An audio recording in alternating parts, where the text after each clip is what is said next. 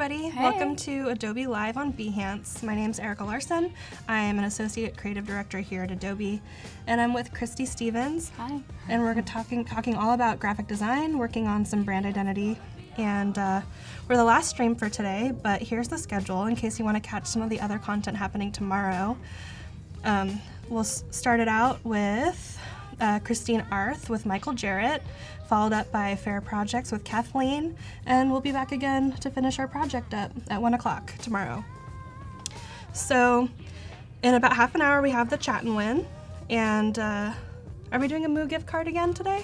Yes, we are. Okay, so yeah, we'll be giving away a $30 gift code to Moo, which lets you create beautiful stationery and print it.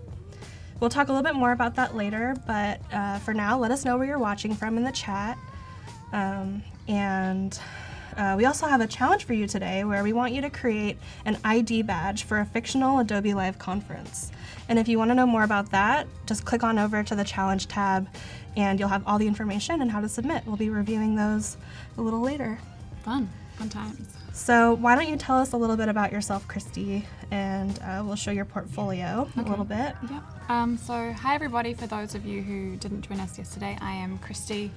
I'm a graphic designer and art director living in Los Angeles, but originally from Australia and New Zealand, a bit of a mix. I'm a hybrid.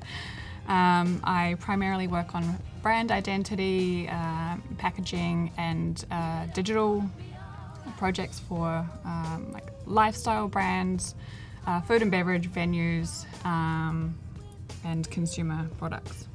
Great. Yeah. Super into type from what I can tell, and Yeah. lots of that. Yeah. So what did we do yesterday? What are we going to do today? So yesterday, I kind of took you guys through the brief, which we are working on over the next few days. I'm redesigning the brand identity and packaging for a tea company called Byron Bay Tea Company, which is based in Byron Bay, Australia. So I showed some two initial concepts that I had already done. And then yesterday we kind of worked on creating a third concept, which was marrying the two kind of styles together to create a bit more of a hybrid.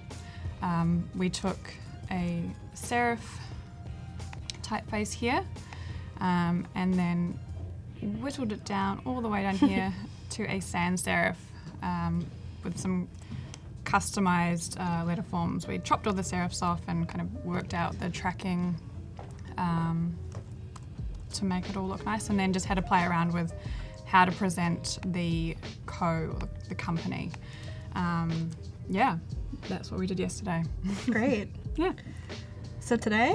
Today, so overnight I did another variation of yesterday's concept, which is a bit more modern and geometric. So this is it here. I'll just put them side by side so you guys can see. Okay, so let's take this one. From yesterday. I'm gonna put it up here. I'll put them one above each other. Okay. So the one that I did after our stream yesterday is, it's fairly similar. It kind of plays on the same ideas, but I think it's just a bit more modern. It's a bit more rounded, geometric, whereas the first one is probably a bit more classic, I would say, conservative. So that's them together. They look very similar, but they're different. So I'd actually be interested to hear what you guys think about the concepts, which one you prefer, the top or the bottom. Yeah, let me know in the chat. Okay. And then also, I just did some lock-up variations to see kind of how it would work with the established date, how to kind of condense the name down into its smallest format, because it is a really long brand name. Yeah. So, for things like a stamp or an email signature or a website header, you kind of want to condense it down into a smaller format. So I just played around with how I might be able to present that. Cool. So it's like a shorthand. Yeah. Yeah. So just different lockups here. So yeah, Top or bottom? What do you guys think?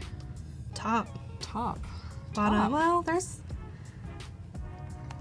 people, I don't know, people like the top one, but that might be because they're invested from yesterday. Yeah, they saw the process. So why don't you tell us why you think the second one is stronger?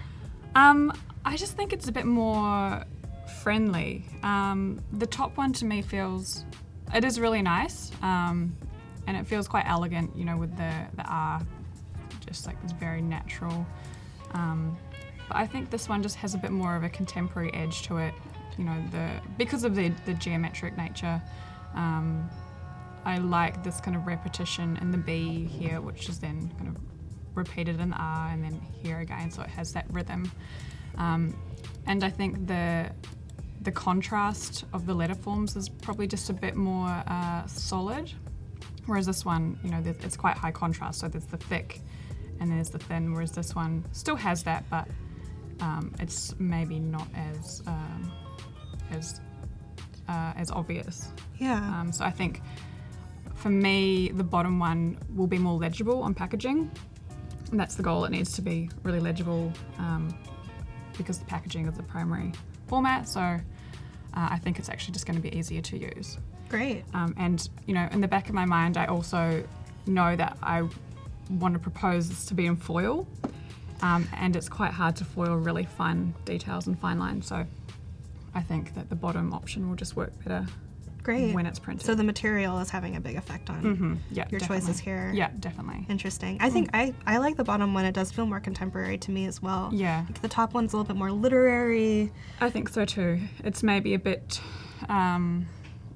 it's a bit more intimidating. Like it's really weird. Serious. That, more serious. It's like, weird that like type can have these feelings, but I think, you're right. It feels more serious. There's something kind of cheeky about that super round O. Yeah, it feels a little just bit, really like pulls you in and it's friendly. And part of the brand is the brand isn't really serious. Like she like the owner is she's got a really big personality.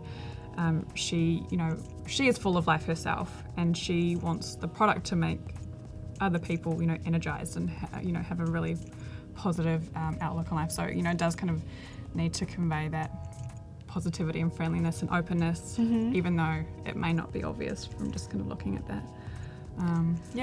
So did we convince you in the chat? Yeah, the thickness is better on the bottom. Yep. Eric. Oh, hey, Eric. Saw you yesterday.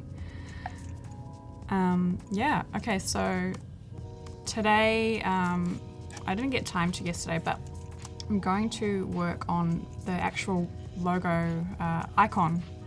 So I've kind of sketched it up already on my sketchbook, and then I have just taken a photo on my mobile phone, put it into Photoshop, cleaned it up, so adjusted the levels, adjusted the color balance and saturation so that it is blue.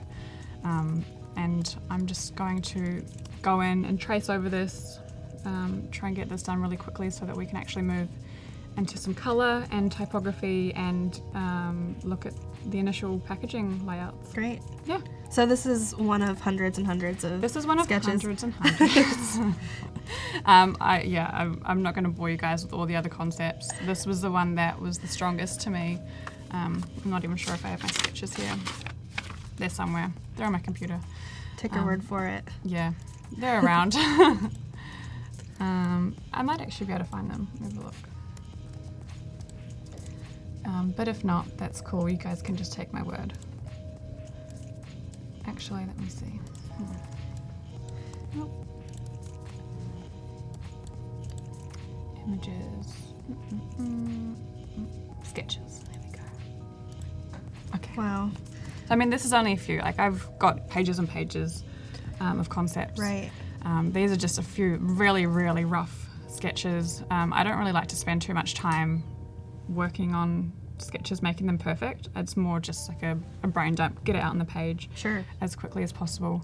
And something that I actually learnt, which I find quite useful, is dividing your page up into, I'm not sure if you guys can see it, but these are all in individual boxes. So just drawing a really rough grid on your piece of paper or notebook or wherever you're doing your concepts, and just quickly banging out as many sketches as you can. Just try and get like 20 down in, 10 minutes, whatever. Just iterate as fast as you can. Get all the ideas out of your head, get all the bad ones out, and hopefully there'll be a really good one in there somewhere. So the actual icon that we are moving forward with today, was a combination of these ones here, so these two and then these two. And the concept behind it was thinking about, so Byron Bay, it's known for its really beautiful geography. So there's the ocean and there's the land. So I tried to think about what kind of shapes represent the ocean or the shoreline or waves in the most simplest form, and then having them rolling into the Bay of Byron or like on the beach or something. So this was just my initial kind of thought there.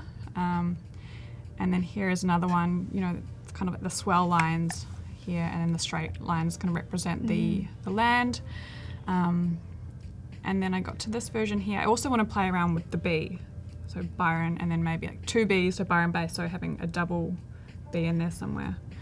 And this version is actually the one that I thought was the strongest, but then I actually want to minimize it down into just showing, rather than having the three kind of curves, just having the two. I think we can get away with that. Great. And so I took that one and then I just sketched it out a bit more formally on my grid notepad, which is awesome. So I think this still works really well. It has the double B, and then it has the representation of the ocean kind of rolling into the land. Beautiful. Yeah, and it's really minimal. Like the negative space kind of works well. And references back to the type too. Definitely. Yeah. Yeah. So we're Cool. just going to work on that today. That should be pretty quick, and then roll into the packaging concepts. Everyone's really impressed by the sketches. Cool. Thanks, guys. Does rhyme tied, yes. Everyone loves the dot grid notebooks too. Yes, they're the best. So good. Especially if you want to get things really precise. Okay, so I've just dropped in this is just a JPEG that I've saved out from Photoshop. I've dropped it in into a new layer in InDesign. So I'm just going to name it Sketch. And then what we want to do is, should be on Multiply. So we're going to have this layer on Multiply and then lock it. And then below I am going to actually start drawing in the icon. And so you'll see how this works in a minute. Oh, my computer's wigging out. Okay, so I'm just going to change this black to just a light grey, and that should show through. Yep. So that shows through the sketch above, because that sketch layer is set to multiply. So that's just a good reference point to make sure you're being pretty accurate. So I think we can just go through this pretty quickly and then start playing around. Okay, so I'm going to use the arc tool to try and create these angles. I don't think I've ever used the arc tool with purpose. It's not always the perfect arc, but we can fiddle around with it to make it work. I might try it a few ways. It might not work with the arc tool. I might need to actually just draw a circle with the shape tool and see if that works. Do you start with the arc tool just because it's such a fair, like sort of mathematical looking just to place see. to start? Yeah, just to see if it works, and also because you don't need to cut everything out. When you use the circle tool, you have to cut half of it off, and whereas this just it's quick to begin with. But if it's not right, then we'll go into that. And you can also just adjust it. And so one thing that is really cool is you press Command 8, I think it is. Yeah. So at the moment you have this weird diamond shape. Right. And that's really annoying. It doesn't really let you scale it proportionately. So if you hit Command 8, it actually shifts the bounding box. So I didn't know that. yeah, it's That so diamond good. has always bothered me too. Yeah, because you can't scale things properly. when That's you have that diamond. amazing. So Command 8. So you start with that, Command 8, boom. Wow. I learned something. Yeah. Okay, so I'm just going to try and match that curve there. And I'll sample that. Love that eyedropper. So good. If you haven't used the eyedropper, it's just the I key, and it samples all of the attributes, or you can actually control what attributes it grabs in the options, but it basically just grabs the color and stroke weight and everything from an existing shape. Yeah. It even works with type. Yeah, super useful for that. Okay, whoa. Let's just try it on this one. So I'm just going to select that, enter that path, and then, oh, why isn't that working? The trick for Windows, I'm going to guess that it's Control 8. Okay, I might just scrap this. That doesn't want to work. And we're 13 minutes out from the chat and win. I'm going to do what I said I wasn't going to do. That's how I do it. For some reason, it's just not working, so it's okay. It's not cooperating today. That's better. Okay. So the sketch is probably going to be a little off from what we have here, but that's fine. I'm just trying to match it as best as possible. The sketch isn't perfect anyway. Okay. So that's probably about right. Yep. Okay. Buggy, she was doing Command 8, the number 8. So I would say Control 8 would be the command on Windows, probably. Yeah, something like that. Whatever the equivalent to command is on Windows. Okay.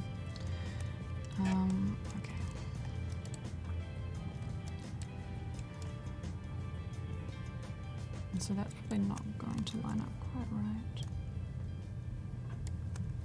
No, okay. So What tool I'm are we going to use the I'm going to use the shape builder just to join those up. But then to get rid of the rest, I'm going to minus them. Wait, what am I doing? No, I'm doing this the wrong way.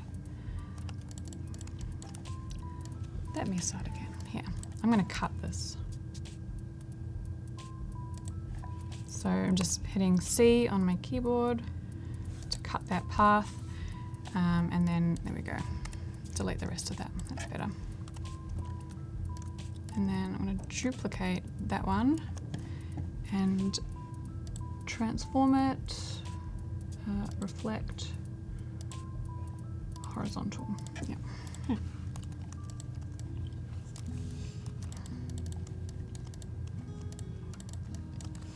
And then I want to join these points up here. So to see the exact paths, I just hit Command Y.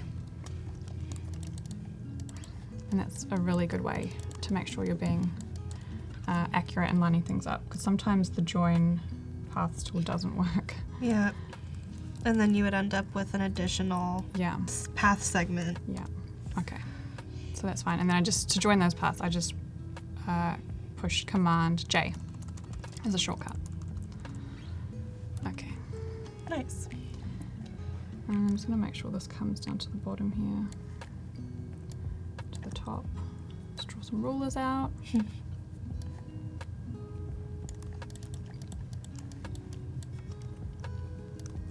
Okay. That's pretty good.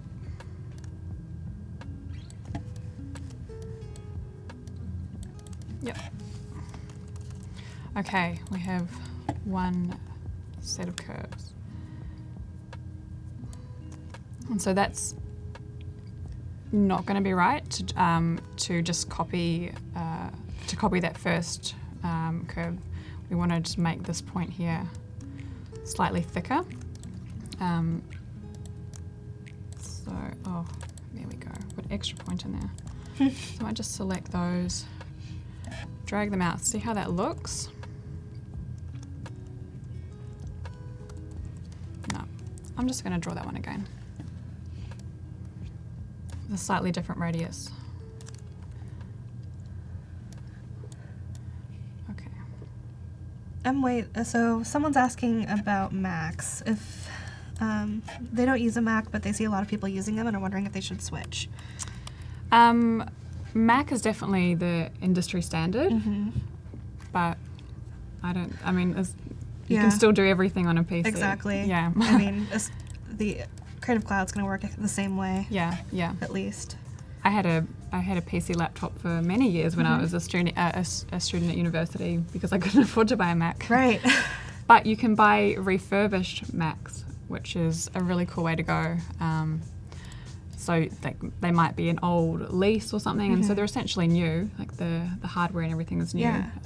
But That's what I had when I was a student. Yeah. I mean, I think even this laptop is an ex-lease one, and it's perfect. It's a much more affordable way to go than getting the brand new one. Okay, so I'm just chopping off these points. Rebecca's back from New Zealand. Oh, hey Rebecca. Where are you? Good morning, ladies. Oh, where are you from, Rebecca? I used to live in Hamilton. Don't judge me. What does that mean? Hamilton. It gets a hard time. Okay. Because Auckland's the city, so everybody from Auckland really bags on Hamilton. So you're like a country girl by those standards? Yeah, I mean, technically... Like a bumpkin? Technically, Hamilton is the city, but Aucklanders don't think that. So we get a hard time. It kind of sounds similar to the San Francisco, San Jose relationship. Yeah, definitely, yeah.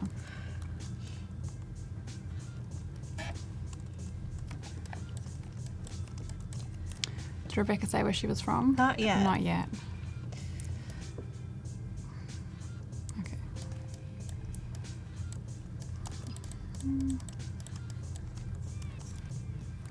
So I'm just gonna, I think my sketch is maybe a little out. I might even bring this point out here. And then get this to meet up.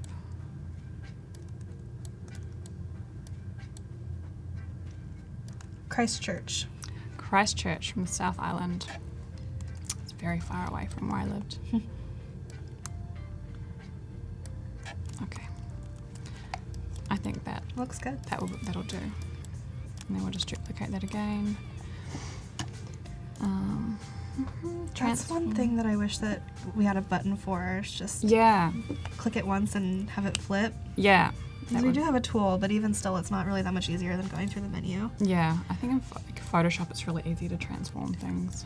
Actually, in InDesign, there's like a left and right flip tool, which is it's great. It's super helpful. Okay, so why don't they meet up?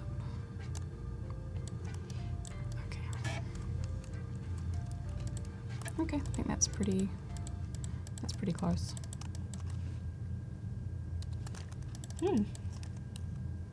And the good thing is that it's a repetitive shape, so I just have to do it once.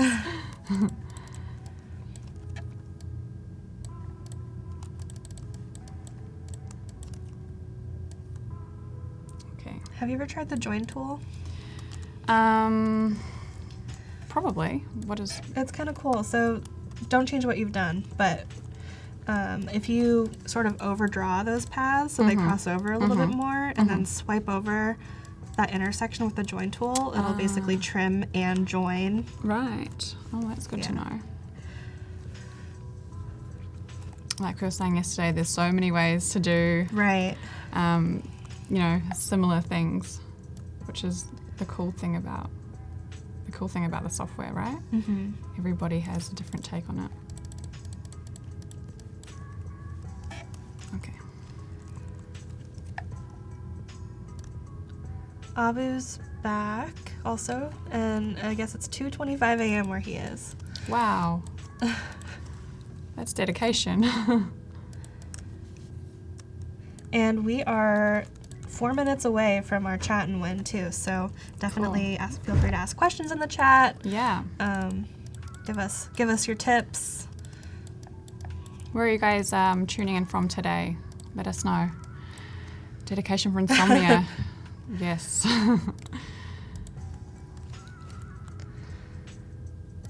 Beijing. Beijing.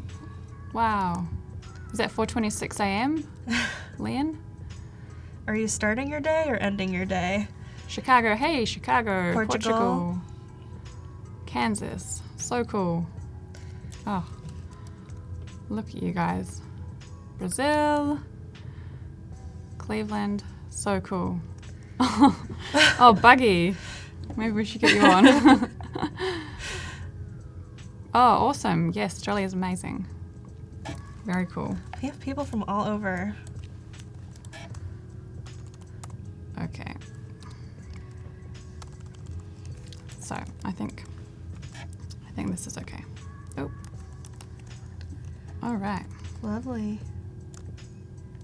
And then we're probably just going to need to slightly adjust it there, but that's okay. Yeah, definitely.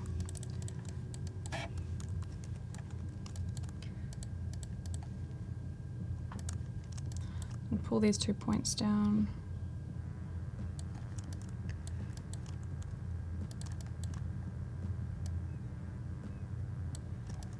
I'm not going to make this perfect today. That's okay. I'm just going to give you guys a rough sense of the idea.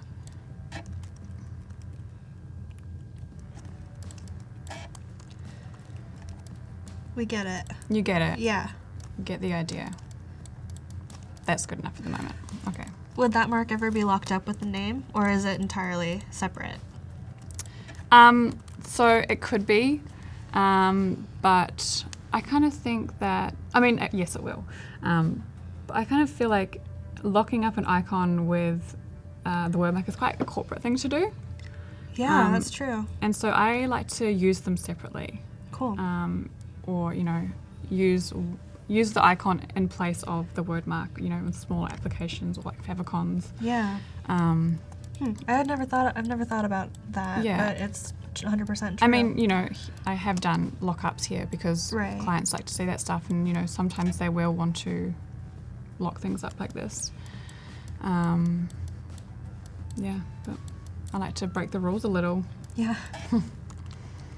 Okay, so I think this is okay for the moment. It's not perfect.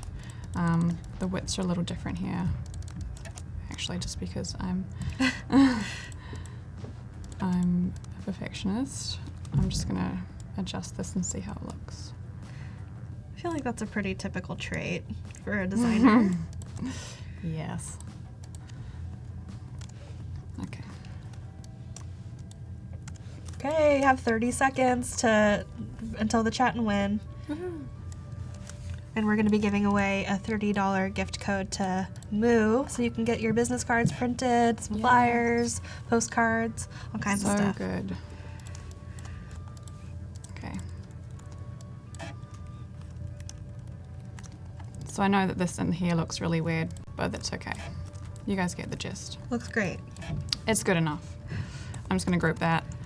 And then we are going to bring it over to something I prepared earlier. So we're going to drop that in and drop in this word mark. Okay, so it's time. It's time for the chat and win. We're gonna watch a little video, and when we come back, we'll have a winner. So go wild in the chat. Let us know what you're gonna print with your Moo gift certificate. Yes.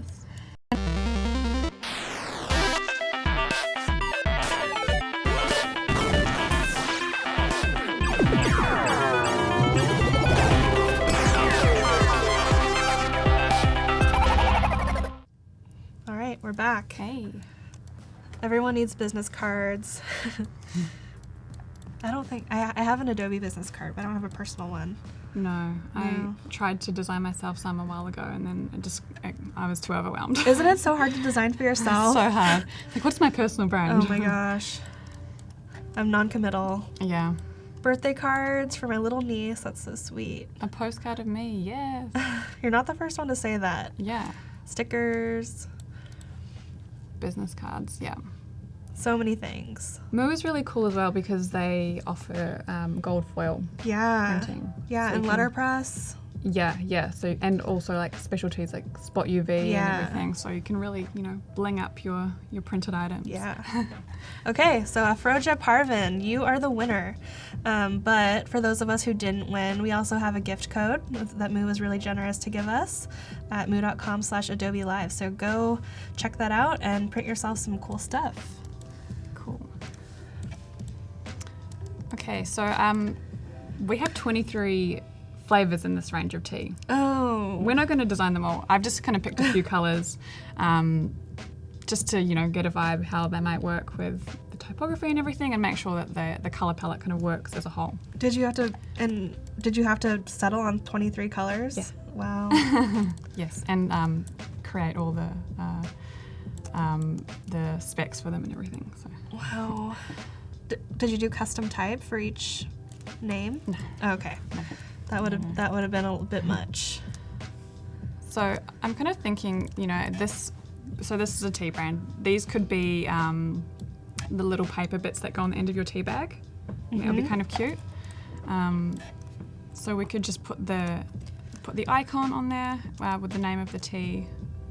I think that would work pretty well. Yeah. Looks different. Yeah. And positive, negative. I know. So, I think that's kind of working well. It feels sophisticated, but it still feels, fun and youthful. I love that palette. Yeah, and so there are so many more colours in the range, but this is just a selection to show you guys. And then I've also selected some other primary brand colours that I'm going to work with. So instead of using white, I'd like to use a cream just because it's a bit warmer. And then, so I'm thinking for the metallic aspect, maybe instead of gold, it's like a bronzy copper colour. And that just kind of reminds me of tan skin and the earth and everything. Beautiful. And then a charcoal instead of a solid black, I think is going to be nice. And that's just kind of a neutral base palette to work with because these colours have to work with all of these colours.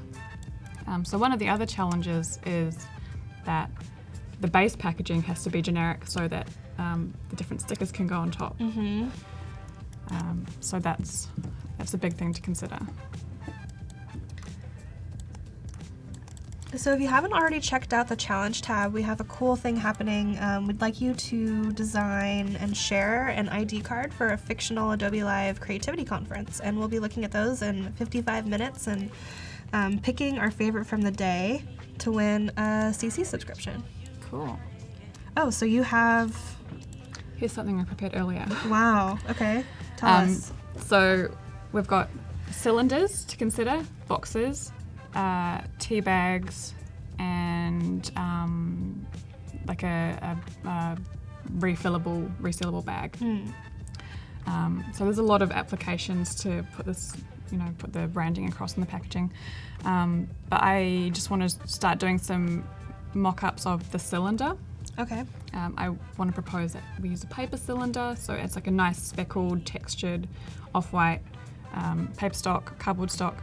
I think that will work really well and kind of play to that natural aspect of the brand. So that's something that I've always wondered about with packaging design. Do you have to go out and source and find somebody that produces the perfect thing, or is it all totally... Sometimes. It depends what your role is. Some clients have the budget for that, sometimes they don't, sometimes they already have suppliers. And like it depends, if you're an agency or if you're an individual freelancer. Like a lot of agencies have those packaging contacts which they like to use. But as an individual, you might not have those contacts, so that could be something you charge for or you kind of put back on the client. Yeah. Yeah, so it just depends on your situation. And in this situation, you're designing things like stickers that go onto something? Yes. Okay. Yeah. So I'm just trying to make everything as low cost and templatable as possible so that the client can just run really large batches of these, change things if they need to, and then stick these labels onto the base design of the box or cylinder or tea bag package. Okay, so I'm going to bring this word mark over here. Kevin likes the palette and he did a screenshot. Oh, cool. Oh, thanks, Tom. That's so nice. Okay. So just to quickly do some iterations of how the label might look. I'm going to do an Illustrator because doing it in Photoshop will just take way too long at this point. So I have just really roughly drawn up the cylinder shape using the gradient tool. And so here I've just drawn a rectangle, rounded the bottom corners using the corners tool up here. So you can just type in the radius and that changes the radius of the corners, which is We love that. really easy and fun. You can also use the widgets. And then I've just applied a gradient here, so you have some kind of depth, even though it's a flat mock-up. And then I'm imagining there's going to be a lid that sits on top, and there'll be this kind of base, internal piece of cardboard underneath. So that would be interesting if that could be a color, or maybe that's some type of pattern or something. And then also, just to give it a bit more dimension, I've added this speckled paper texture. And that's just, it gives me a good sense of how things might look before I put them into Photoshop. So for those who are just joining, I'm here with Cristie, and she's working on a rebrand of Byron Bay Tea Company. So we just finished up working on a graphic logo. We worked on the word mark yesterday, and now we're moving into the actual packaging design. Yeah. So I'm just going to go ahead and replicate a bunch of these.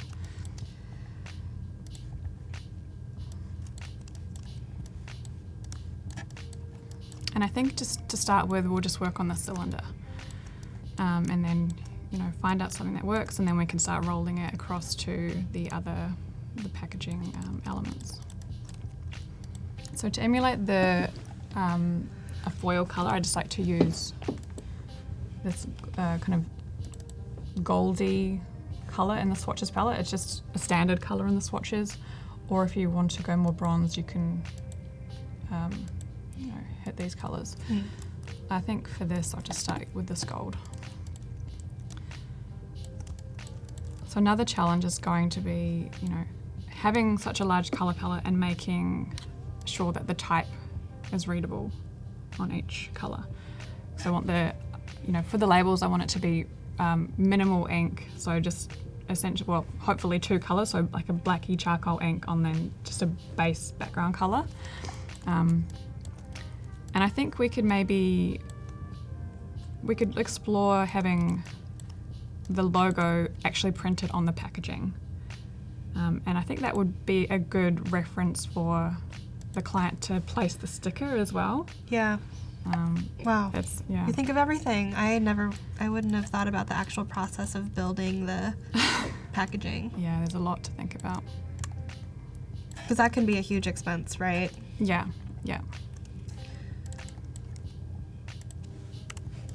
So I'm just going to play around with some different layouts and see what we can do.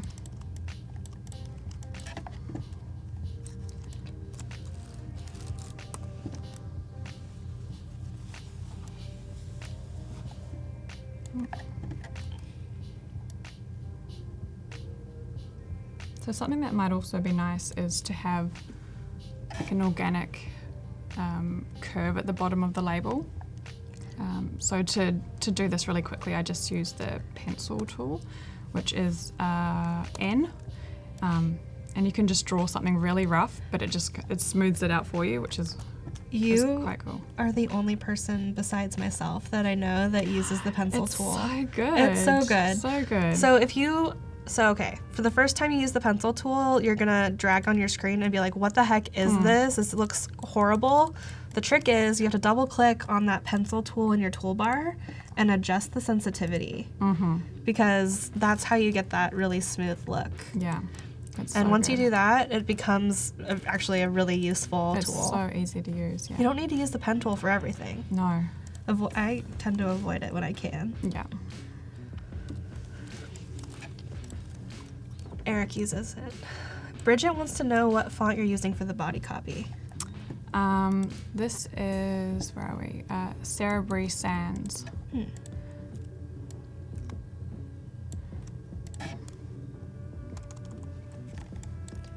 Something like that could work. And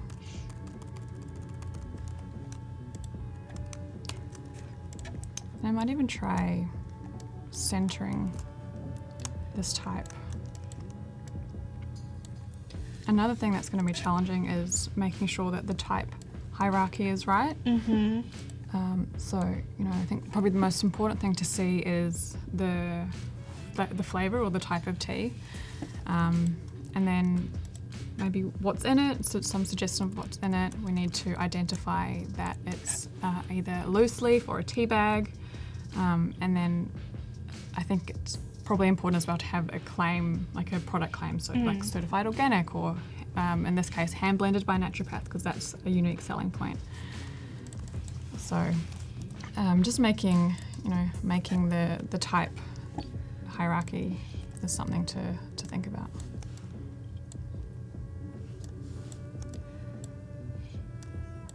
So in terms of actual production, that would need a die cut, right, on the label? On the label, yes. So do you would be more ask a expensive. client about those considerations first, or is it sort of like what things cost at this point that you can make recommendations within what they're expecting to spend? Well, I know that it's going to cost more to do a die cut, but if I feel like it's something that will really enhance the project, then I'll definitely suggest it. And they can choose to move forward with it or not. They might be able to find a supplier that can do it for cheaper. So I think it's always worth proposing, out there options, because the goal is to push the client's boundaries. Okay. So I think I actually prefer the centered layout. It's maybe working a little better for me. What do you guys think? Eric. I'm not that smart, Eric. So yeah, centered or left aligned, what do you guys think? I like it left aligned. Do you? Yeah. So designy. It's probably more modern to have it left aligned. Okay, and I'm gonna grab this B here and see if I can incorporate it in to the background here. It looks like we're pretty split on left versus center. Left. Oh, that's pretty split, yeah. They are both nice, Val, I agree. Okay, so I'm just gonna try this in 20% white. So something I also like to consider when I'm designing is, the print finishes. So, this B here, it could be in like a spot UV or something, like some type of glossy, like maybe it's even like a clear foil that's printed over top or underneath, who knows. Wow. I think it's good just to play around with different options like that if you are doing packaging and printed elements, just to give dimension, Yeah. Stand out on the shelf. Yeah, definitely. Yeah, those are things you don't get to play with when you're doing digital design. No. That's why I transitioned from being a web designer to being a brand and print designer, because I missed out on doing all that stuff. And then I also want to play around with, I think, some type of darker base. Because I think maybe on its own, this could be a little bland. Let's jazz it up a little.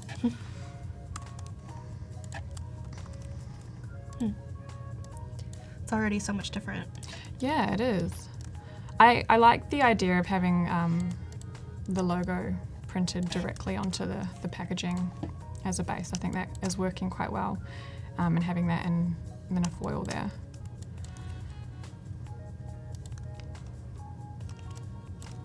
And so I think I'm also quite liking the square label. Me too. So that could be interesting. So something that I want to play around with is, let me find it.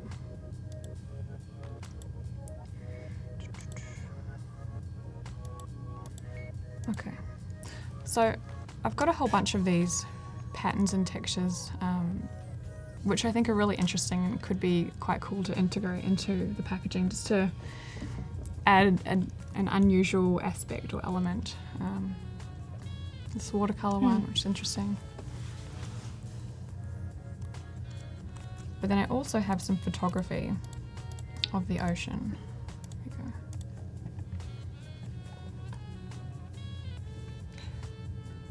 So this one I found, which I really like, specifically the lines of the water here. I think they're quite interesting, and they reference do you remember the packaging that I showed you yesterday, and it had the mountains? Yes. I think these shapes reference that really nicely, and I think this could be something cool to try out. Yeah.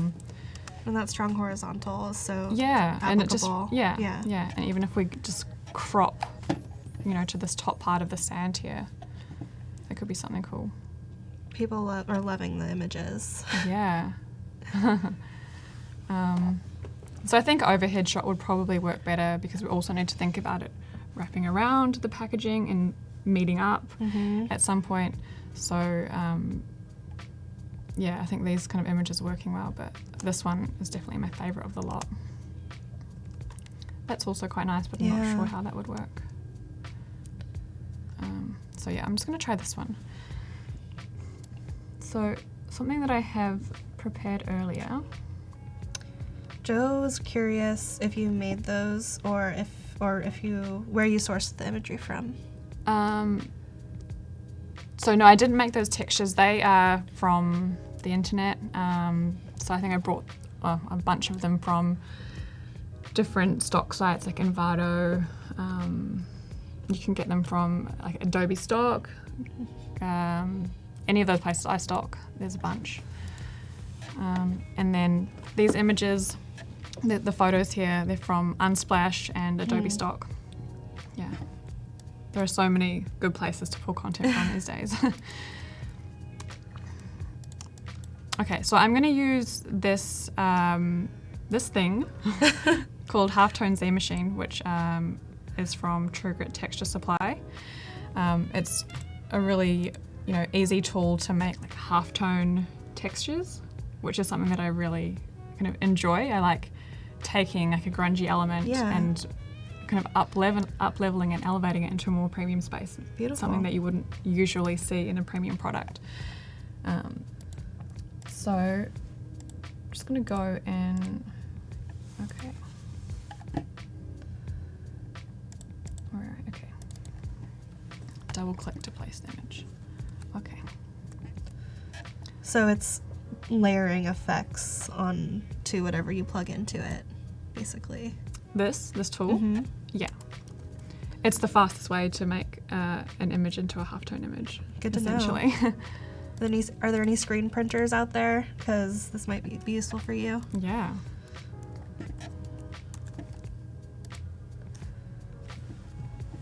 Okay. So essentially you just place whatever image you want in here. It automatically removes the color, makes it grayscale, and then it turns it into a halftone image. So there are like 12 different presets you can choose from. I'll just zoom in so you guys can see this. Because halftones are awesome, but it's just quite hard to manually make them. Yep. So, I found this and I was like, oh, this is so time saving, and it's gonna just be a really fun thing for me to use. So I'm gonna go find that. Already, like this image looks so much different, right? Right, yeah. It's crazy. And so you can, choose from a whole bunch of different halftones here. This one's quite cool too, speckled. And you can also adjust the scale of just to change the pattern. Cool, so it's more of a dither sort of thing, sandy. Yeah. This So I is like amazing. to use the stipple one here. To me, this feels like it could fit. It could fit well with what we're working on. Whereas some of the other more standard halftones might not be quite right. I think it could be a little bit too grungy, but I think this could work well. But at the moment, I just need to adjust the levels. And this was called Halftone Zine Machine? Yeah, from True Grit Texture Supply. So you can adjust the scale here to add dots, remove dots. It just changes the density. Let's try. I think that's kind of good. I still want it to be subtle, but just something interesting. Yeah, okay, cool. And you can also go in and change the colors, make it a duotone image. So popular now. So popular. But I'm just gonna go black and white. Cool. And then it has action to automatically save and export it as a bitmap TIFF. So I can bring it into Illustrator and change the colors directly in Illustrator. Great. Which is really cool and time saving. Yeah. Otherwise you'd be re-exporting it every time you change your mind. Yeah, exactly. So this is now a flattened TIFF. Cool. So it changes the look of the pattern slightly, but I think that's gonna work. Just crop this down. And I'm not really interested in this bottom part of the image. It's just a bit too flat down here. What I really like is this part here. I think it's so interesting how you are always bringing your references back in, even if it's in a very subtle and sort of abstracted way. Yeah. It all comes together in the end to Yeah. sort of get a feeling. Yeah, definitely. Okay, so I think that's pretty good. Yeah, that's cool. And another thing that works about this particular pattern is that so Byron Bay is traditionally Aboriginal land. Oh. And I don't know if you've ever seen Aboriginal art, but they use a lot of dot. Yes. They use dot patterns. So this kind of subtly references that. Beautiful. Without being overtly like Aboriginal. Right. Yeah. And so I'm just going to save that as Shoreline Stiffle. And so I'm saving this as a TIFF. Yeah. Let me just see what the dimensions are. That's pretty big. I might just scale down this image because it's really big and might crash my Illustrator. So let's just bring this down to 600. And because it's a bitmap, or it's black and white. Yeah. And already grungy, you can kind of get away with Yeah, it. definitely. So I think this will be fine. So that's at 16%. It's big. Okay, so I might just duplicate this one.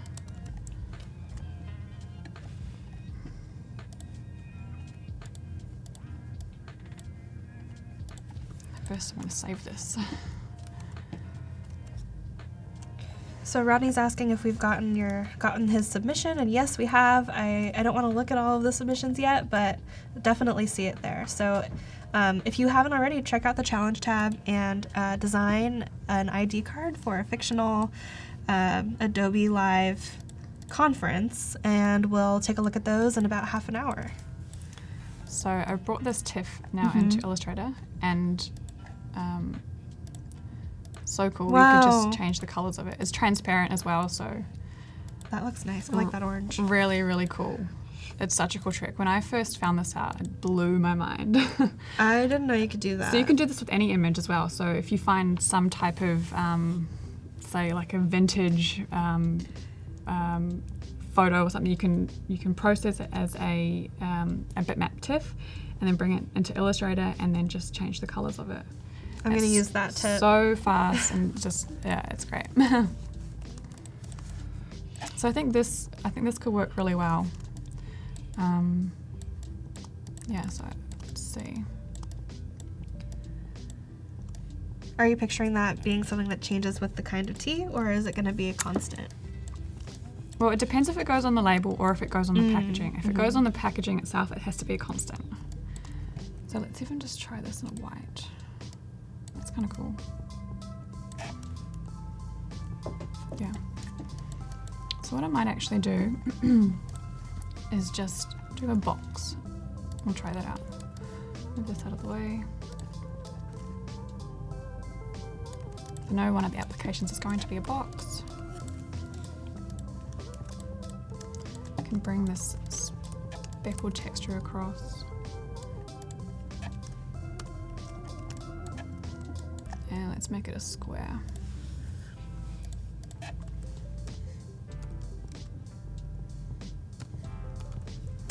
Okay.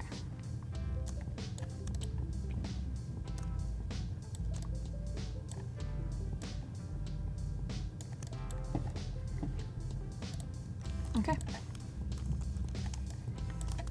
And so I'm kind of liking how this is looking down here. I think that's quite interesting. What do you think? I like it. Yeah, do you guys like it? You can do this with TIFFs and JPEGs and design. Yep. Very cool. So I like how this dark bottom section just kind of, you know, weights the packaging. Yep. I think that's quite interesting. So And it pushes the label forward too. yeah, it does. It has a nice layering effect. So I'm going to grab this, see if I can replicate it on a box. Everyone loves it. Oh, the sand, cool. Yeah. And so when I'm doing, excuse me, if I'm doing a box design, I'll usually just do, if I'm doing an Illustrator quickly, I'll just do the front and then maybe one side to quickly see how a label might work. Otherwise, you know, I might just do a whole long rectangular shape and kind of just place some elements on. But for now, I'm just going to do the front and the side and see how that works.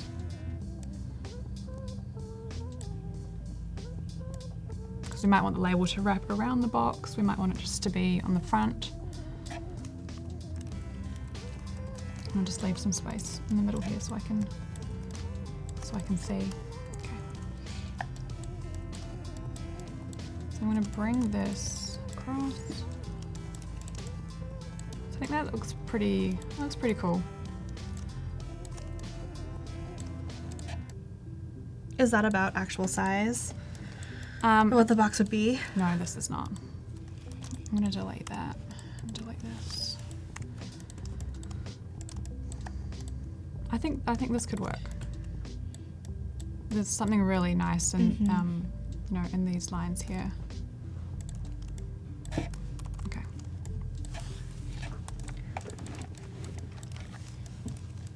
So I might take this label.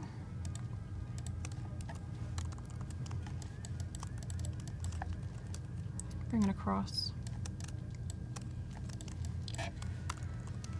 Grab the logo. It's interesting how much having not quite white and not quite black Yeah. changes your impression. Yeah. To me, it just feels so much warmer if you use an off-white. And also, it's like if you use white for packaging, it can get dirty really easily. True. So it's good to have a slightly off-white.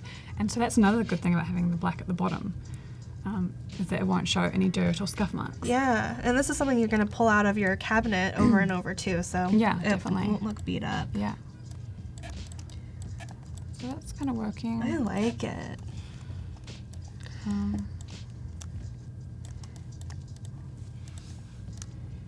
And maybe I'll just try bringing this label across. See what it looks like.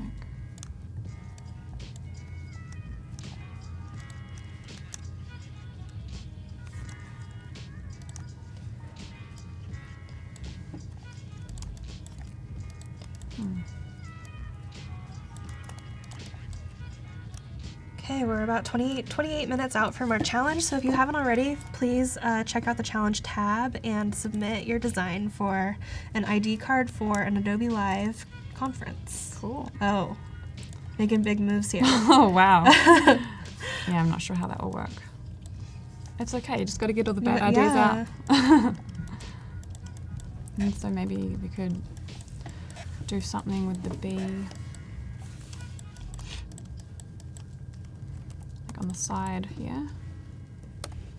We'll make that in the foil as well. So I also have, I did a bunch of these like little seals yesterday because that's something that she has on the current packaging. So one of the unique selling points is that it's, you know, each product is blended by hand. So we kind of want to draw attention to that. So maybe go like another layer again. That could be a sticker. So it could be a clear sticker with gold, gold text on it, or printed text. That might be interesting. It's nice to have that round shape to contrast with all those rectangles. Yeah. Why aren't you working? Do you often, well, I guess it's part of your pitch, right, is to talk about what copy goes on the front. Do you find that you have to talk your clients out of putting copy all over the packaging a lot? Sometimes, like I think most designers, you know, a lot of the time you don't have copy to work with, so you're just writing stuff in there. Yeah. And a lot of the time the client likes it. So it's good. You're kind of multitasking as a copywriter and as a designer. But yes, it can be challenging to let them know that it's okay not to say everything on the front. Yeah. And you know, have other information on the side or in a different way, or even hiring a copywriter to kind of condense the copy down and saying things in a more concise way. So we can maybe do something like this. Nice. I think sometimes it's okay to have repetition. So what have we got here? Hand import, local import, okay. So I just want to mask this texture into this grey box here. So I'm just going to copy and paste it. And then bring the texture in, make a clipping mask. There we go. And then just send all this to the back. And then I can just move this image around and scale it up to kind of see where the texture looks the best.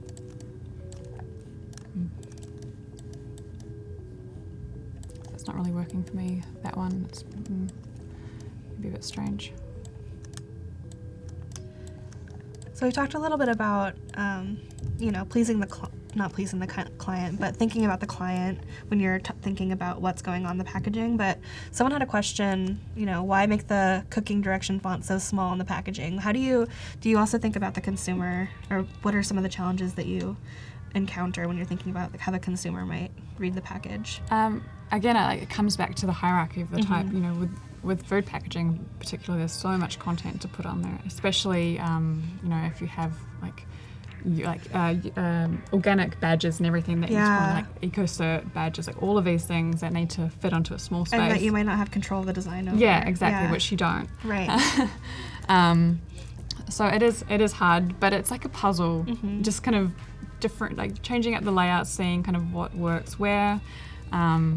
Yeah, it's a puzzle. Yeah, and a lot of that stuff has to be on there by law. It does, and it has to be a certain size sometimes. Right. Like especially on alcohol, you have to have the ABV at a particular point size. Yep. And the government warnings and all of that. Yeah. And they're big and ugly often. They are. Yeah. So there are a lot of, I mean, I've learned some extra considerations just watching you today. Yeah. So I might look at doing the lid here. Something that could also be quite cool on the cylinder is doing like a little label that kind of wraps around the top, or just even comes from the top of it down to the front, and maybe that has the texture in it too. So I might just try that. That little detail is so special, just because it feels like you're opening a little gift, Yeah. especially if a luxury product. Yeah, It just- and it's like the seal, so it feels, it's like the tamper seal as Right. well, but done in a really nice way.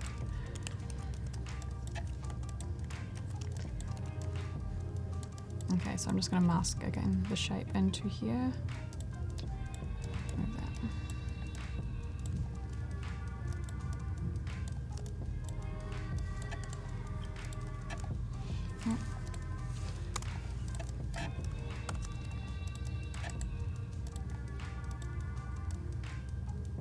Okay. Jan says they like the design, very classy. Oh, thanks. Me too. I would drink this tea. Yeah, well, that's the goal. So I think that could be nice. Something like that, just to reiterate the color. And then I'm also going to grab this.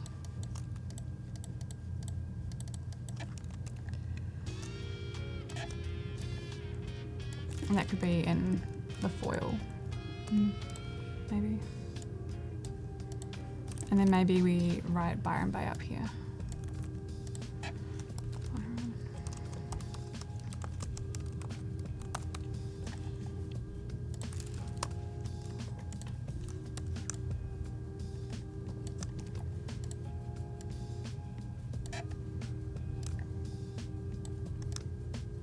And so, this might not have enough contrast on this purple, but I think it's okay for the moment. We can work around that. In real life, it would have a lot of contrast because you would be seeing it light and dark from Right. at different angles. Do you have lots of examples of packaging in your studio to reference? Or how- Physical. Yeah. How often do you find yourself like actually looking at physical objects and paper and stuff? I mean, not as much now because I moved from Right. Australia, so I couldn't bring all that stuff with me. But I always find myself in Whole Foods or any kind of department store looking at their packaging and just like, oh, this is nice. And like, Yeah. oh, feel this paper, like just nerding out, as most people do. This could be also something that's interesting. So maybe the pattern goes on top of the label as well, but it might be hard to match up exactly. Okay, so I might just try something with these other textures and patterns.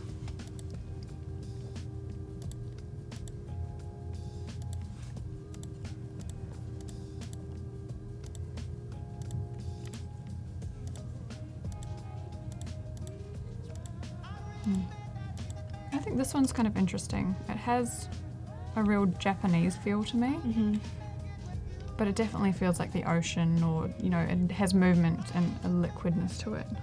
I think could work. So I might even bring that into this template here and see how that looks.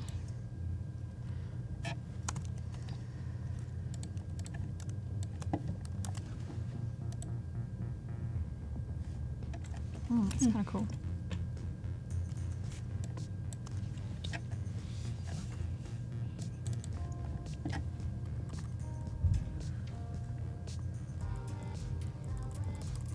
Tom's asking, do you set strict work hours for your day? I find myself working until I collapse just out of sheer joy. No. You don't Guilty. work until you collapse out of sheer joy? I wish that I wish that I was that I happy at know, the end me of the too. day. No. I mean, that's so good that you feel that way. Yeah, Tom, Yeah. tell us how you cultivate that attitude Yeah. toward work. Young and eager. Okay,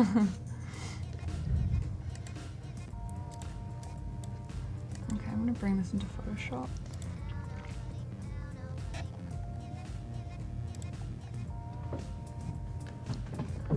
Rescale.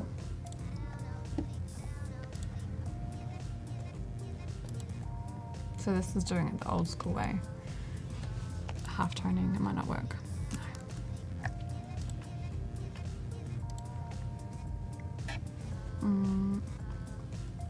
Let's make it 56. No, okay, that's fine. I'm just gonna do it the easy way. Put it into here.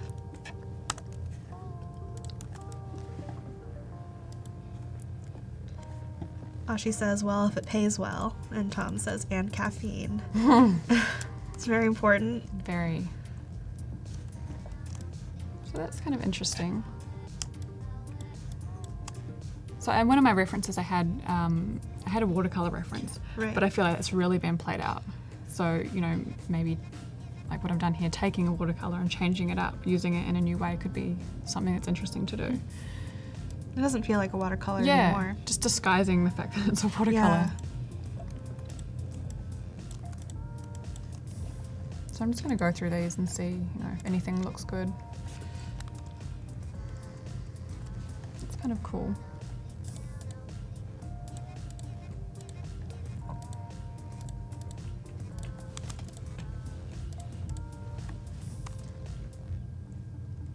That's interesting. I might try that one. That's sweet, Eric. Aw, thanks, Eric. It is really interesting to watch you. Eric, you can make projects like this up of your own. How does it feel to have things you've designed out in the world, like on a shelf, on people's shelves all over the world? To be honest, by the end of the process, you hate it. No, it's actually really cool, but also kind of scary because you'll be walking, you know, down the aisle of something or walking down the street and you're like, oh, that looks familiar. Yeah. Oh, wait, I did that. But it's really cool to see, for example, like if you're doing a venue, see your logo blowing up on an enormous scale. Yeah. That's like, wow, I did that. Mm-hmm. That's really cool. Yeah, because you never really get to see the work off your screen. Right. So it's a real treat, I think. Yeah. Very cool. Okay, so I'm going to save this out. So it's really fun just to play around with different textures and design work, I think. Especially if you have a minimalist style, just to add something more enticing to make you stand out. It's interesting. Okay, where do we go here? Oh, what am I doing? Oh, what's going on? For some reason, my Photoshop does not want to crop that image. Oh, it's huge.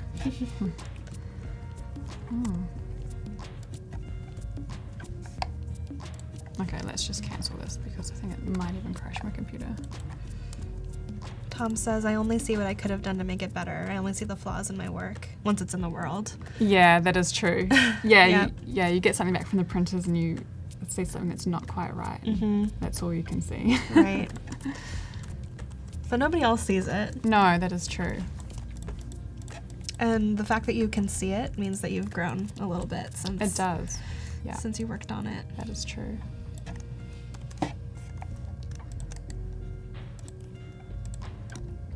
I mean, that's what is so great about digital is that you can change things like that. Yeah. Yep. Whereas if you're printing 100,000 labels, It's permanent. Yeah, and it's forever. There's a cost associated with that. Right. Yeah. So I'm also going to consider the lid here. What could we do on the lid?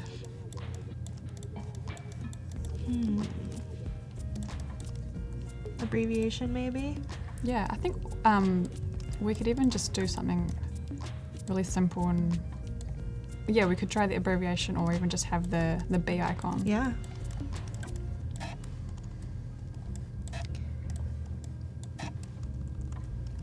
Let's try this. Which one do you like better? I think that the middle one is the most unique lockup. Okay, cool.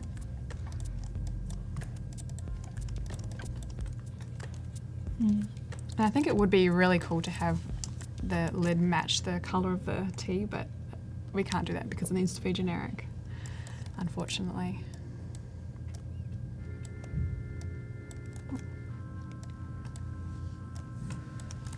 Yeah, I think this could be cool.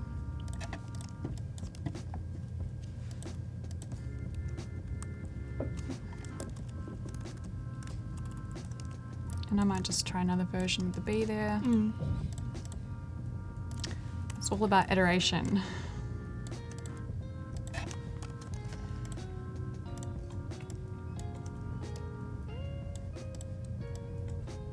And that could be in the foil too, which would be quite nice. Thanks for joining us, Ashi. Hi, Ashi. Oh, bye. See you tomorrow, we hope.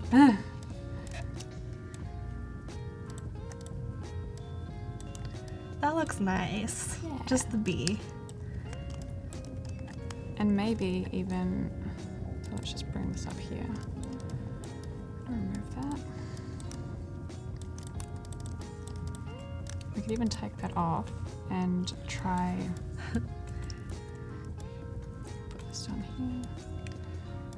Vivian says, just the bee looks so much better. Okay. Okay, that's good to I know. know. I'm gonna make it this goldy color. Yeah, simple is good, right? Sometimes it takes a lot of work to make things look Yes. minimal. Which clients don't realize a lot of the time. I know. They're just like, you just typed it out. Yeah. It's a bee. Yeah. Oh. So I might try this. That could be something that works. And then that label could come down either side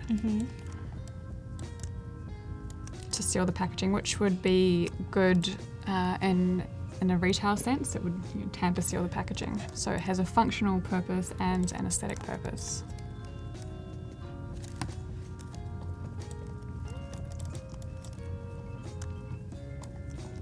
Maybe this could even be in that cream colour. That might stand out a bit more. Do you know the company Oculus? I think that they are a perfect example of how something simple is complicated. Have you Yeah. seen their logo? I can't remember it from the top of my head. It's here. It's literally an O. I'll show you. I just think it's so smart. Oh, cool. Yes, and it's like the master. Yeah, exactly. Yeah, so smart. And I bet that they did 100,000 sketches. Yeah, I know. It's always the first one that you do too. I can like it kind of come to me that easily. This is the kind of thing surely. that I would pitch and be like, I don't know if this is stupid or if I it's know. brilliant. Yeah. Sometimes you need the outside perspective. Yeah. Oh, cool. Hey, William. Very cool. Yeah, Eric knows what's up. So we could even put the bee on the lid of the box. That could be something nice. Is that something that you would keep consistent? If you put the bee on the cylinder, would it be on the box, the top of the box too? Yeah, I think so. Yeah, it wouldn't. Yeah, we've got the cylinder in the box, and then obviously that's not going to work on the tea bag or the refill packaging. But yeah, I think consistency is good where possible. So I think this doesn't work at all for me. This is working okay. Maybe we even just try. My artboards end up as such a mess. So I'm sure everybody's does. Do like that. Yeah, you clean up once you get sign off. Yeah. Maybe we could do something like this. I like that. Just really simple, but it's kind of like a seal of approval. And then I might try this centered.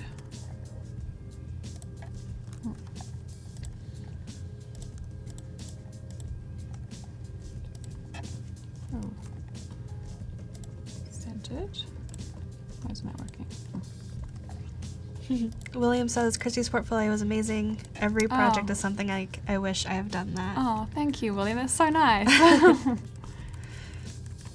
I feel the same way. You could use the work that I've done as a brief for yourself and create your own. Yeah, that's something we were talking about yesterday, is you have to start making the work that you want to be making professionally. Yeah, exactly. Otherwise, people don't know what you want to do. Yep, exactly. I might even try this in a serif. Any old serif, right? Just any old.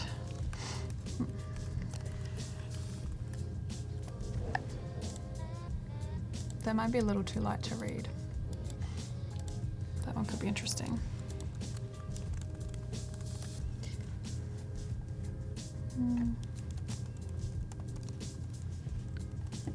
Where is my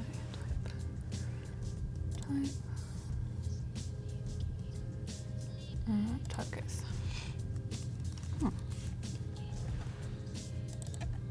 Oh, there we go. Choose that tracking. A quick way to track out your word is to hold down Option and then hit the arrow, like the left or right arrow, which is super quick and easy. I like doing this. And if you have your cursor between letters, it'll kern instead. Yep, and you can do it with your line height too. Yep. If you have two lines of text, Up and down. up and down. Yeah, Super useful. very useful. We're coming up on the deadline for your submission, so if you're still working on it, go ahead and wrap up and submit, and we'll be looking at those shortly. The ones yesterday were so fun awesome. to look at. Yeah, so good. Try a different color. I like that. I'm into orange right now. I don't know Same. why. It's a really great color. It's very eye-catching. It's not as aggressive as red. Still friendly. Yeah, it's a good color. Why aren't you working?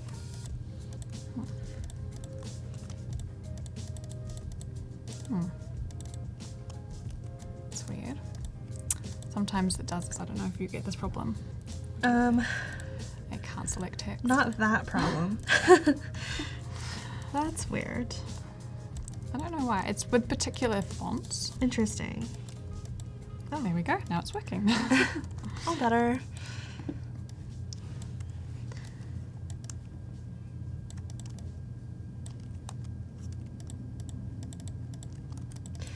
Is there any packaging that you wish you designed? Do you feel super attached to any particular brand? I think Aesop. Oh. It's so simple, Yeah. but it's like it's everybody's reference. Right. Everyone's like, make it like Aesop. I think it's just, yeah, it's really cool. Like the height of minimalism. Right.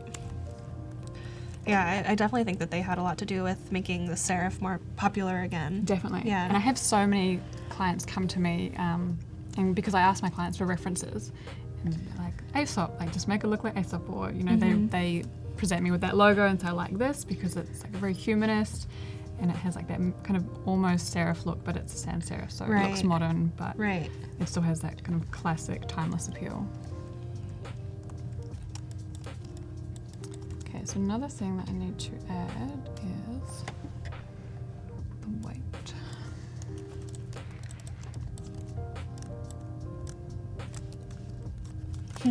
Yanina says with that color it comes to life. It does.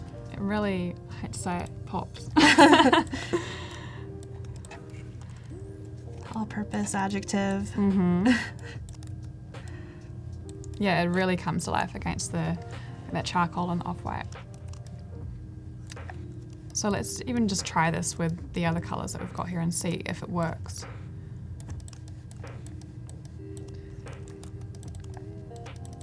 We'll try. I like that pinky Yeah. clay color. Like a dusty So rose. pretty. Yeah. Hector, we were talking about a brand called Aesop, which sells all kinds of creams and Yeah, it's the skincare brand from Australia. oh, I didn't know they're from Australia. Yeah, they're from Melbourne. I'm going to delete this so we can just quickly see how that works across different colors. What do you think? I think it does. Yeah, I think it works. I think the pink looks really nice. Orange is looking really good. I think now it just comes down to how to lay out the type on the label. Yeah. What are you thinking? Left aligned or centered? I think the left aligned looks more luxe. More modern. I don't know why. Yeah. Yeah, it's cool. Maybe it's Aesop getting in my head again. Yeah, maybe. It's more, I think, more common to see centered text, so it's like almost jarring to see it left aligned. So I might even just try this in the serif too.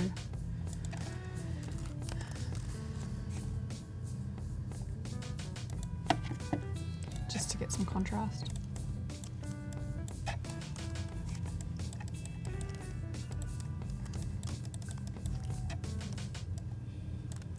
And I'll put it to a vote soon. Who thinks the serif is better or the sans serif? Let me just pull this up. Okay. Okay, so what do you guys think? Let me just quickly grab this. Serif or sans serif? I think there's a clear winner, but I'm not going to say. What do you? What do you guys think? Hopefully the clients don't ruin it. That is the hope, Lauren. It's up to you to let them. It's all about educating. Right. Yeah. The pitch is really important. Yeah, definitely. Left. Uh-oh. So that's the sans serif. Right, so sans. Oh, it's pretty split. Right. Legibility. Sans. Yep. Keep it up, Lauren. You'll get there one day. Sans. Yep. Okay. Sounds pretty unanimous. I think sans. Yeah, I think that you guys are right as well. Legibility is definitely a factor that we have to think about. So while we do also want to think about aesthetics, the priority is readability on shelf, I guess. Right. Yeah. I think there's just too much contrast here.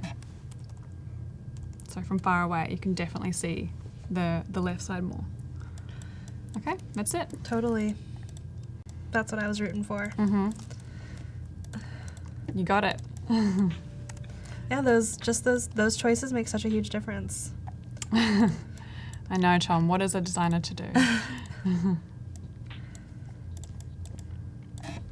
Okay, and I might even try to add this back over here. Some layering.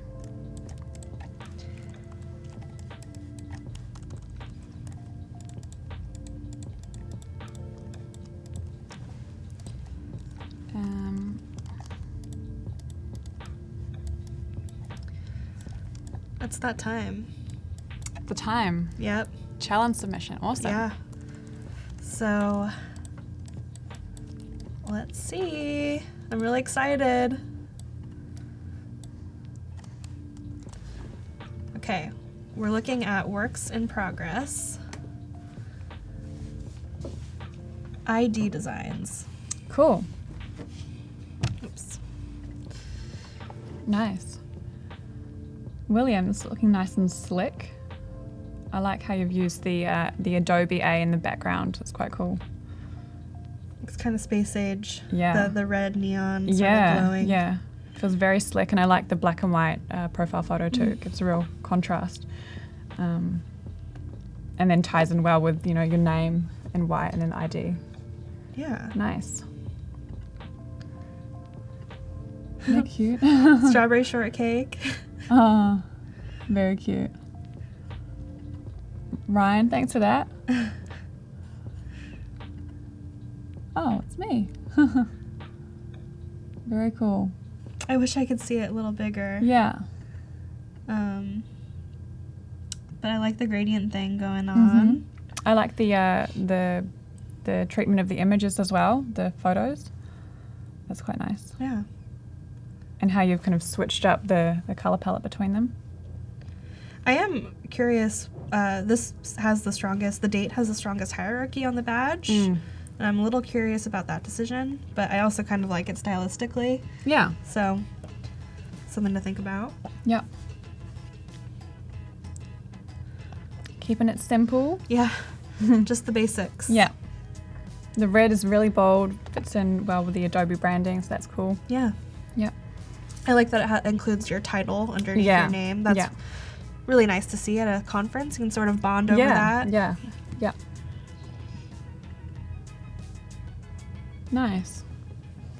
I like that pink, like a hot pink. Yeah. Looks really good with the soft greys in the background. I like it too. Yeah. Very nice. Great express. I like that you sort of started to get at the idea of the conference here. Mm-hmm. Studio White Grafton. Okay, cool.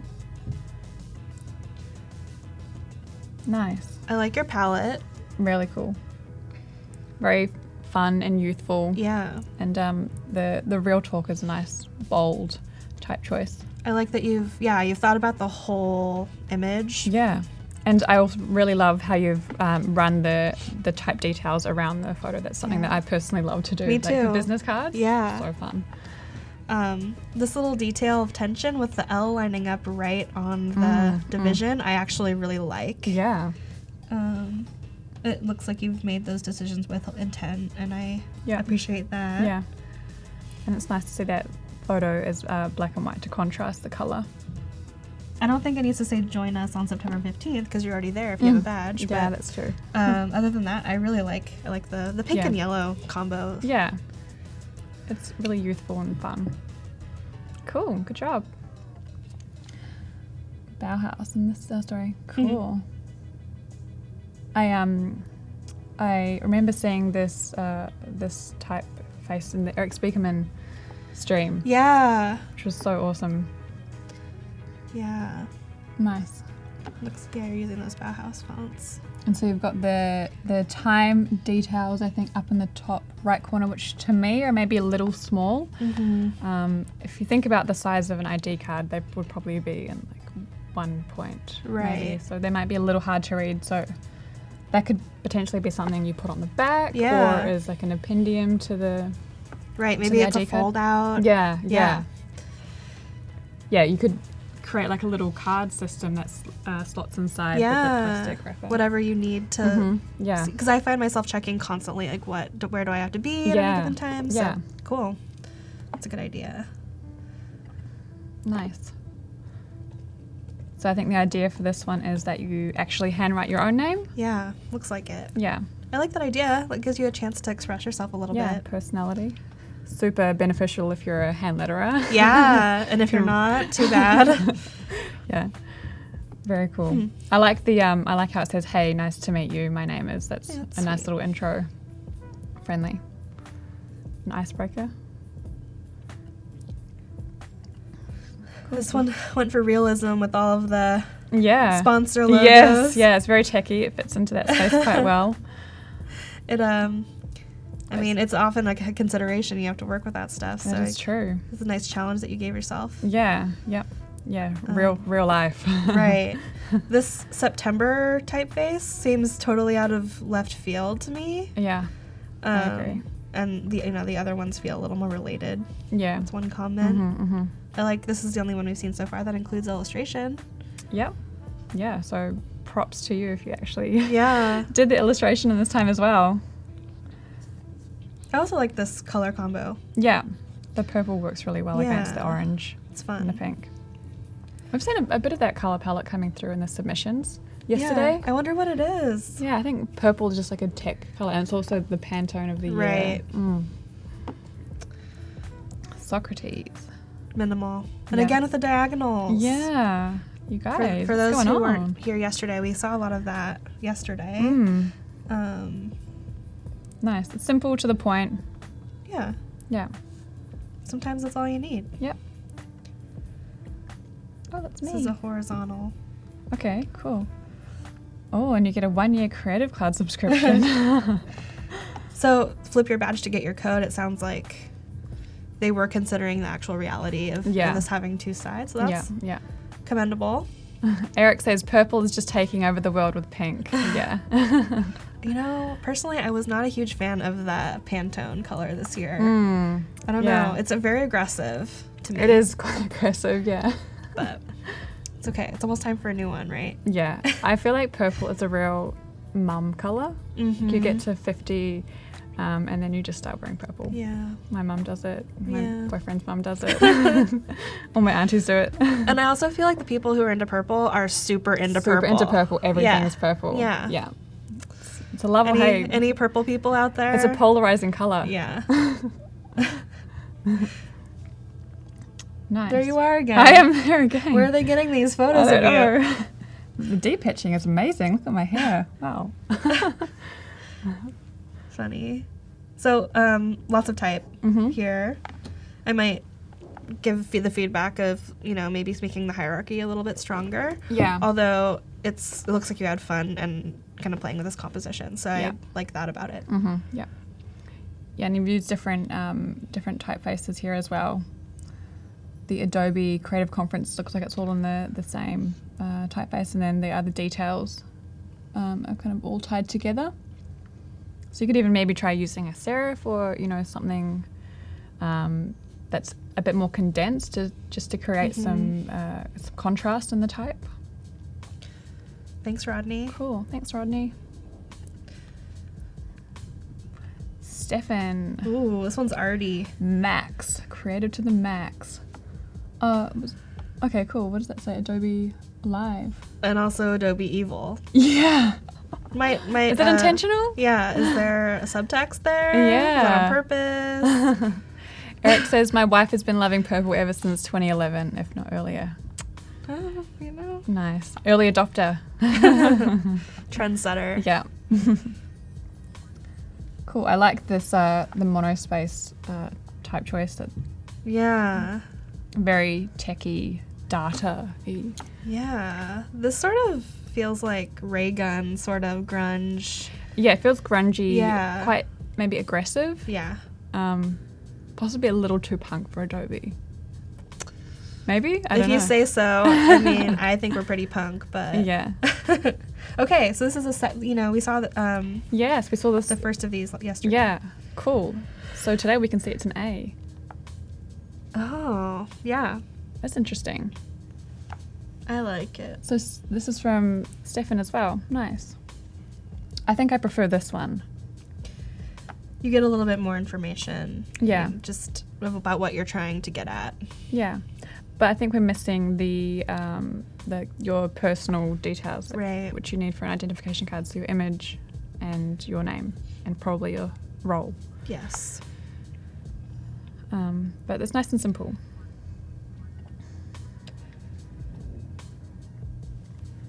Cool. Okay, so we've got the space for the photo, I think, down in the bottom left. We've got the Adobe red in there. Yep. I think it would have been nice to see an actual image, a photo of somebody mocked up in there, just so we could get a real sense of how it looked. Yeah. I'm not exactly sure of the intent with the texture that's happening. It makes sense on the 2018. It sort of focuses your eye, although I might think about what information goes there that is the most important. But in terms of this texture happening under Adobe Live, I need a little bit more context for that design decision. Yeah. But you have like the bones of what needs to go there, so it's good. Deanna says purple is the new black. No. Never. No. Off black is a new black. Yeah, washed black. Right. Intense. What was that for? For Good Measure says, yo, this one's lit. Very cool. I like the palette here. Nice and minimal. Oh, that's interesting how you've placed the speaker in the same curve as the Creative Cloud logo. That's cool. You've settled on a type style that's sort of creating a brand. Oh, Calvin Klein. I know. It's a very important person. There should be VIP in there. Just a speaker. Yeah. Cool. Okay, so we saw some iteration of that before. Yeah, so this I think maybe just has one less name on it. Okay. Oh, this is nice. It's really clear and to the point. I like the center layout of this. And I'm guessing that the barcode down the bottom is what they scan you in with, so it's really practical. Yeah. And it's nice how the swing tag color matches the yellow in the ID card too. Yeah, it's a nice touch. Yeah. I think that the single color used here is strong. Yeah, definitely. And especially functionally, it'll make it really easy to see for the security as you walk through it. So yeah. It's useful. Oh, cool. These ones are cool. Yeah, so they're building a little bit of a brand identity here. Yeah. I like the use of the dot pattern and the extruded square. That's quite nice. I can definitely see this at an Adobe conference. Me too. And the color palette's nice too. Yeah, it's almost like you're getting at multimedia or like dimensionality with that shape. So I like that. This is cute. This one's happening in Florida. Or something. yeah, definitely. Pineapple, flamingo. Yeah, nice. Sweet, nice illustration. Yeah, very cute. Nice soft color palette. Very feminine. And I think we saw an iteration of this one. Yeah. Here's another variation. A little bit less intense, I think, with the white instead of the black.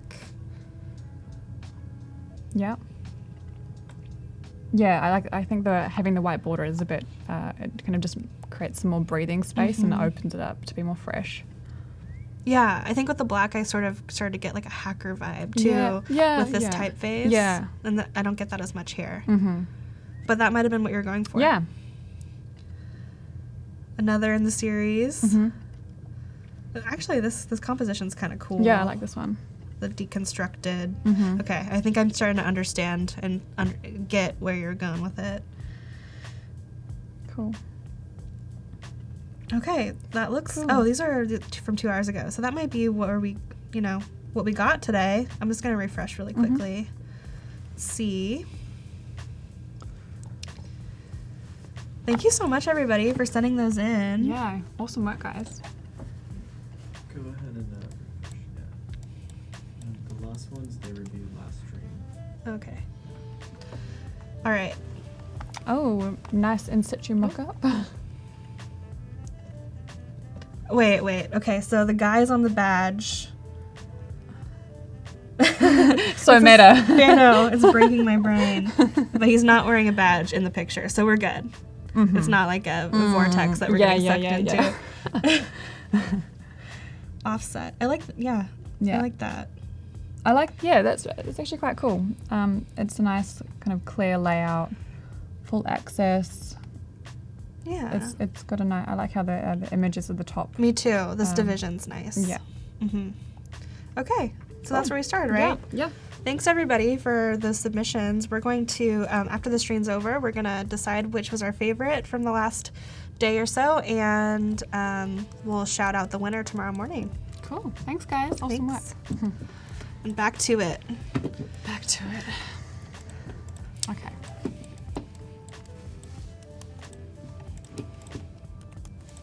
So, I think I've decided that I like this one, the cylinder. Put this over here. I'm liking this.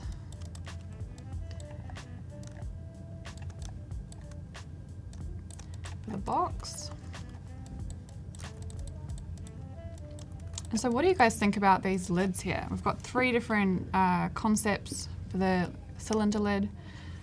We have this one here with the abbreviated logo type, this one just with the B, and then this third one here with a sticker that will wrap around the side of the container like this. Which one do you guys prefer? What's your preference? I don't want to say yet. Oh, thanks, Voodoo Val. 3, 1 or 2.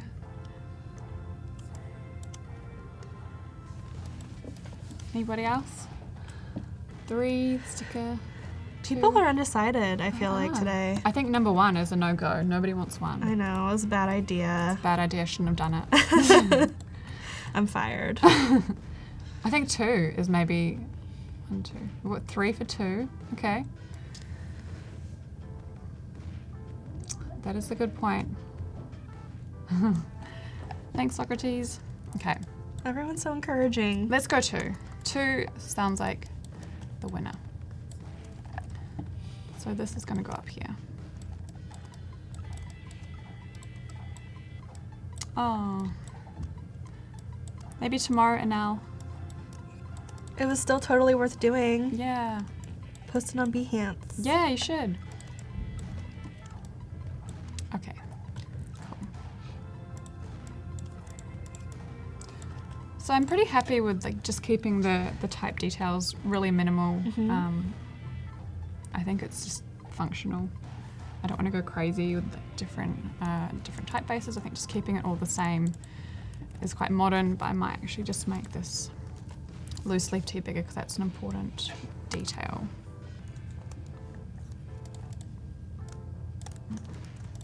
Okay.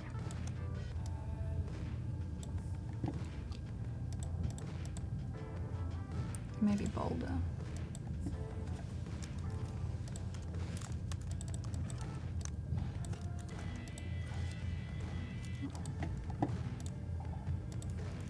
Having some real issues with my type today. Sometimes it happens when I scale. Huh. But like I said, for only certain typefaces. I bet you it'll work. Yes. There we go. What does passion flower taste like? I don't know. I don't know. Herbal.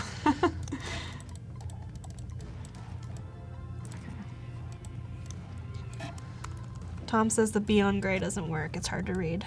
The B on grey. The B on grey doesn't work. It's hard to read. Whereabouts is that? Maybe an earlier iteration. Maybe. Oh, on the sticker on top, probably. Oh, right. Yeah. Yeah. Maybe someday we'll be able to simulate metallics in Illustrator. Well, I mean, you can do gradients. But True. I'm not about that life. Well, yeah, we're going to have a pretty awesome gradient tool launching at Max. Oh, awesome. Yeah. I usually just do like my gradient mockups in Photoshop. I just like find an image of a gold foil or something and just mask it in, which works pretty well. Okay. Actually, if I could show the gradient tool, Yeah, that would be go for it. awesome. Let's see.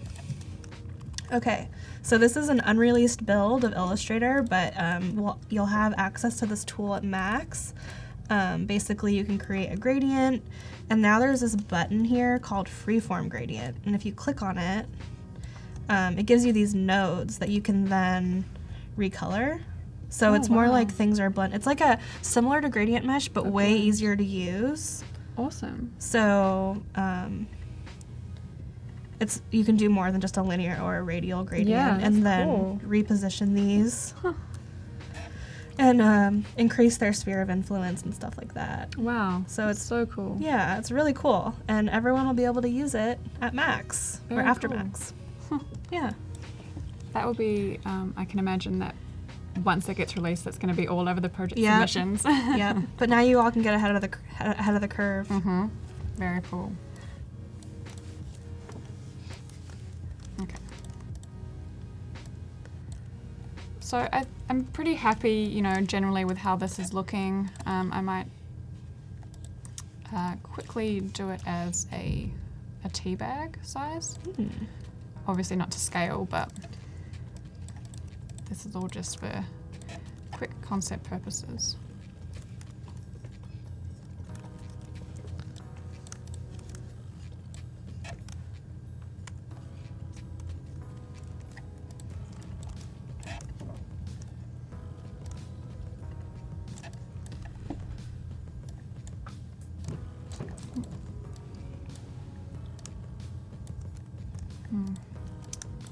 Not working. There we go.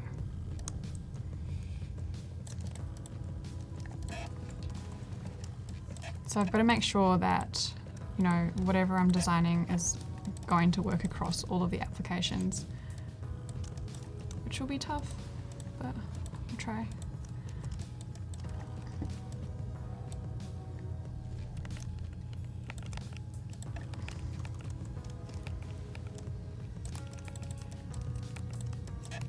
Okay. So I think this would work as a tea bag. Maybe the label would have to come out a little bit more to the edge. Hmm.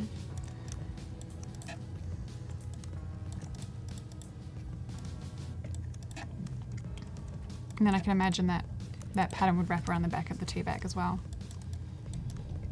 So, you know, I think this is all kind of working together as a family. Yeah. And then one other thing, I'm nearly at the edge of my artboard here.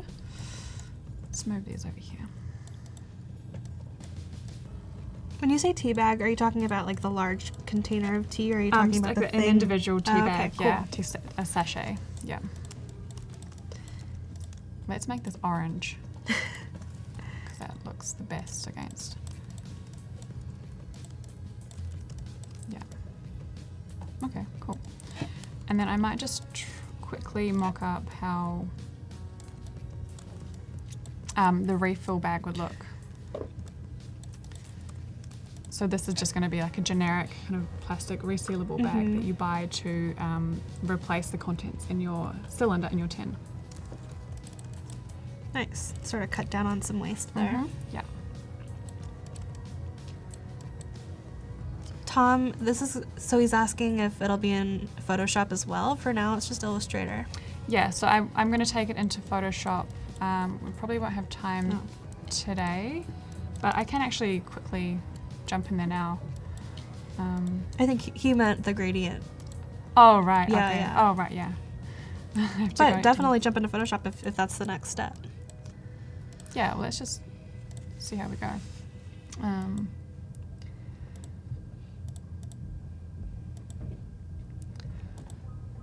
Mock-ups. And we have a whole bunch of time tomorrow, too. We do. Okay. So we've only got a few minutes left today, don't we? Mm-hmm. Yeah, very few. Very few. 1 minute. 1 minute. Oh, 1 minute. Okay, let's not do this today. We can do that tomorrow. Yep, so you'll have to come back. Yeah. You'll come back So now, you what's hear? now 30 seconds worth of work? Um, Or we can call it good. It looks great to me. just see what we can do. Okay.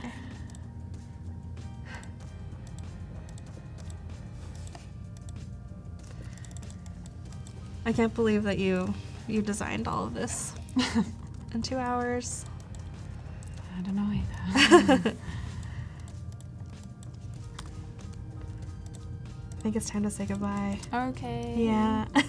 Well, thanks everybody for all of your wonderful submissions and for hanging out with us while we Thanks, worked guys. on some packaging. Yeah. And definitely tune in tomorrow for the other streamers, and of course to see how this all comes together in a mock-up. Yeah, I'm going to put everything in mock-up so you guys can see how it might look in the real world Yeah. and show how I present to a client.